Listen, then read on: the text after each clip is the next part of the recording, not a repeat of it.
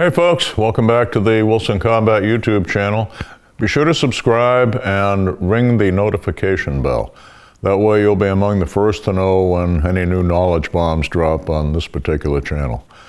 A little while back we did a commentary on why it's such terrible advice to tell people to leave the scene after they've had to draw their gun and perhaps even use it in self-defense.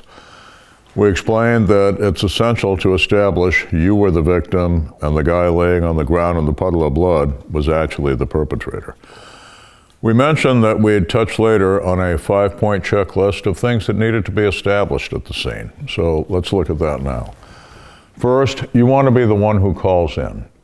I would urge you anytime you're carrying a gun to have your cell phone with you. It's emergency communication for you, like a police officer's portable radio. When you call in, explain there has been a shooting, someone has been injured, if that is the case. Describe yourself as the intended victim. So when they get there at first sight, they know who's the good guy who called in, the so-called complainant.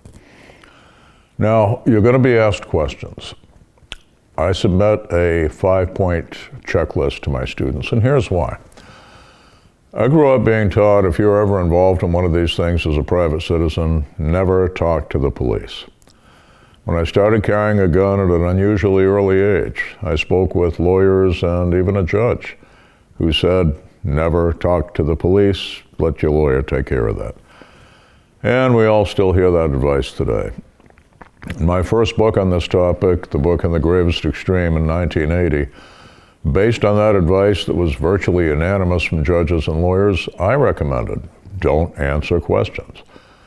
Over the years, becoming an expert witness in these matters in the year 1979 and doing a great many cases since, I've had to change my mind on that. And it was the circumstances and collective case experience that changed my mind.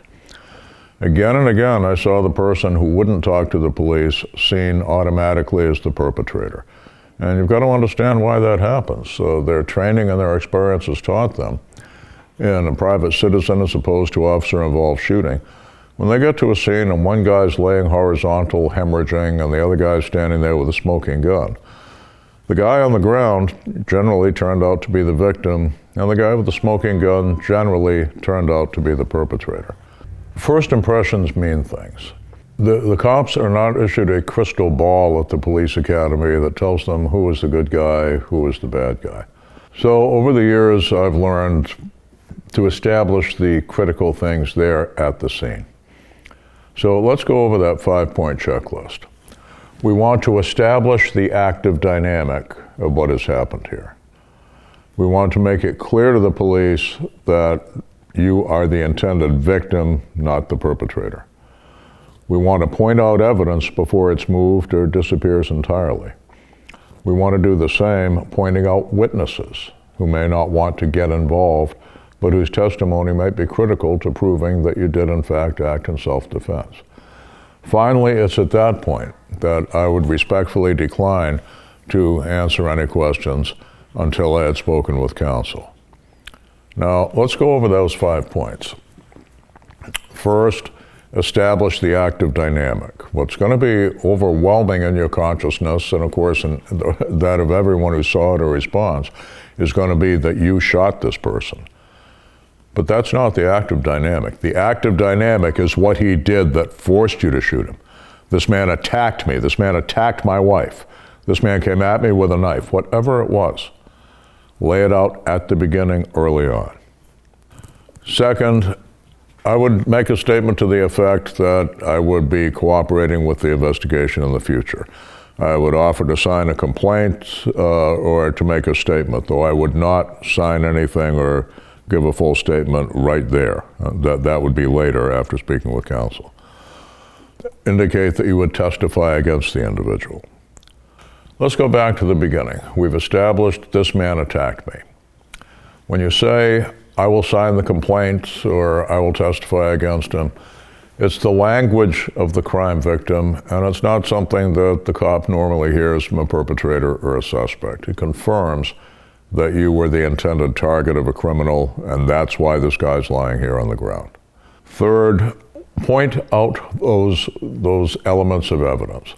Spent shell casings are a classic example. I've seen spent casings blowing up an icy sidewalk in the wind, when they're not noticed until they're at point B instead of point A.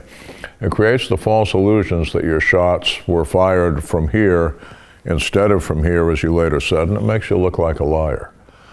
Spent casings and other items of evidence, the opponent's dropped knife, for example, or a dropped wallet, tend to get kicked around and moved at shooting scenes. The emergency medical service is just like the police service in that the prime directive is saving human life. Preserving evidence is further down on the list.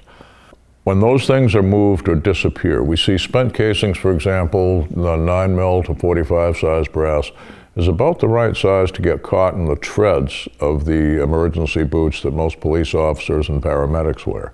And they're going to be rushing through that scene, literally trampling the evidence. Dropped weapons, if left unnoticed and not seized and not guarded, can be picked up, particularly on a city street. Someone finds a gun lying there on the street while the cops are questioning you and walks away with it. Well, the dropped gun was the one he had been pointing at you, and your strongest evidence that you were in deadly danger just disappeared. The witnesses, 1963, the murder of Kitty Genovese in New York City, where something on the order of 40 people heard that young woman in the street screaming, "Help, help, he's stabbing me." And none of them, until well after it was too late, even picked up a phone to call the police.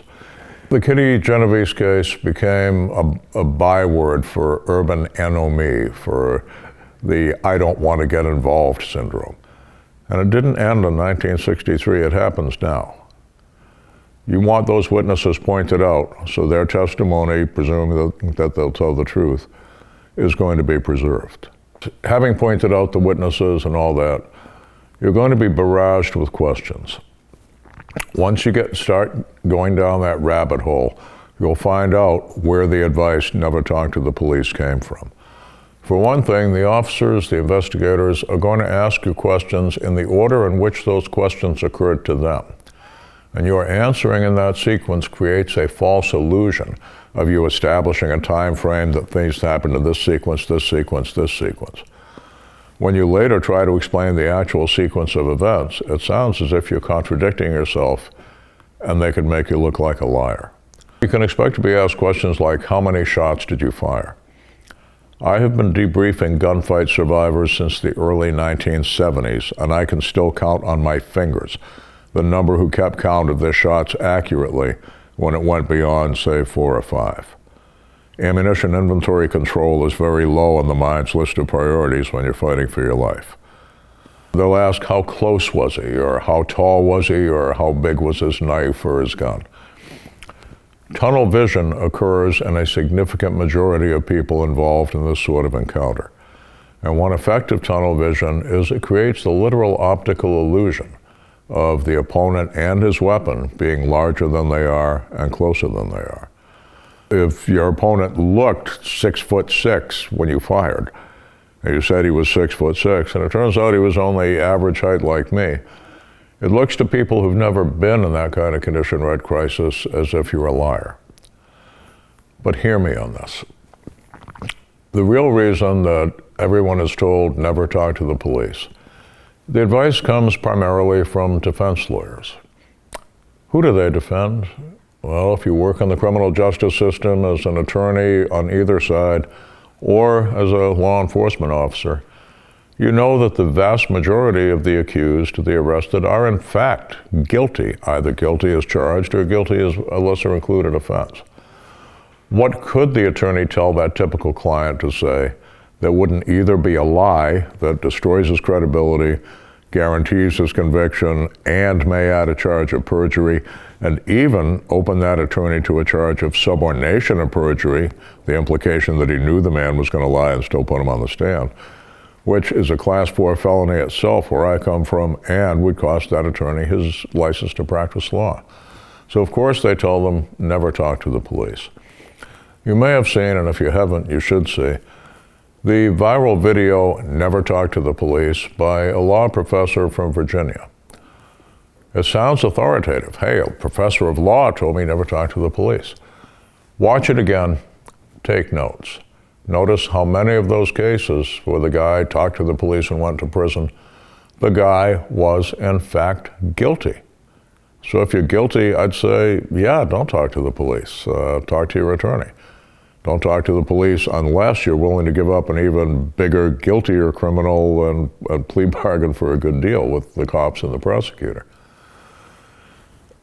If you have not established from the beginning what evidence to look for, that evidence may be lost forever. If you have not pointed out the witnesses whose testimony could exonerate you, they may never be found again. And people always ask me, well, what if the witness was a gangbanger who's going to lie?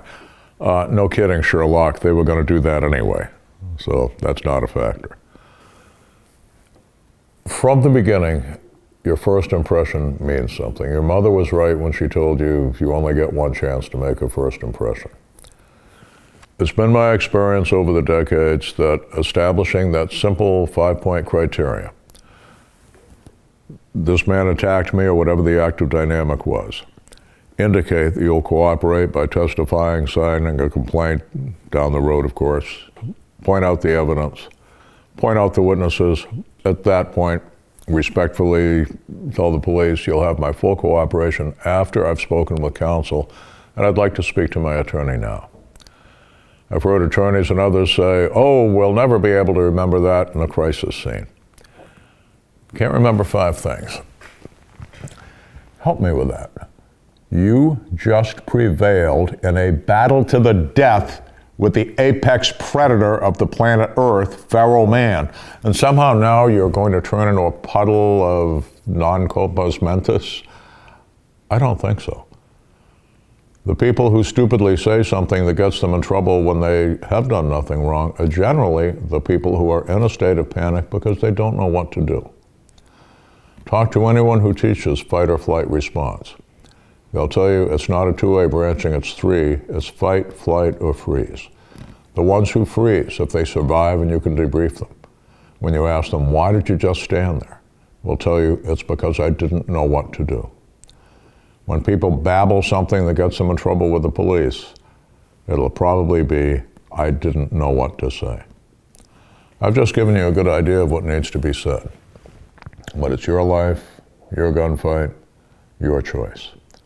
Trust your common sense. Good luck. Stay safe.